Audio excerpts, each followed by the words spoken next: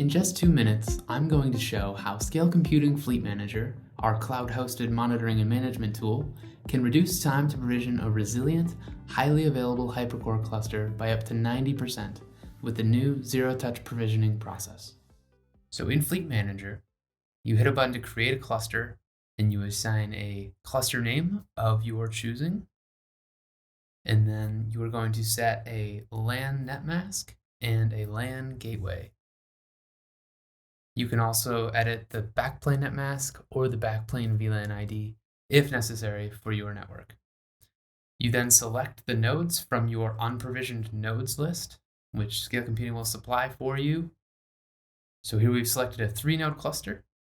If you try to create a cluster without supplying all necessary information, validation will catch that and direct you to fix any errors. So we're going to fill in a LAN IP and a backplane IP for each node. That's it, and hit Create Cluster.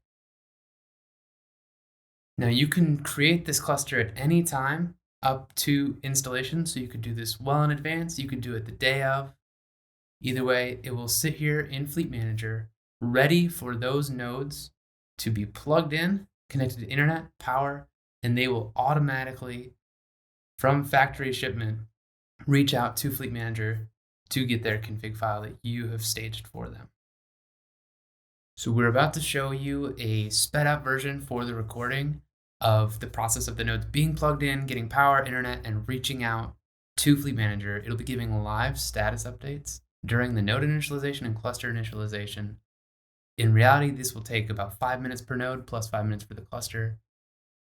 And you'll be able to see live updates the whole time, but no action will be required by you for the cluster to initialize, show up in Fleet Manager, and you will immediately be able to dive in and access the HyperCore UI. If you have any questions about zero-touch provisioning, please do not hesitate to reach out to Scale Computing.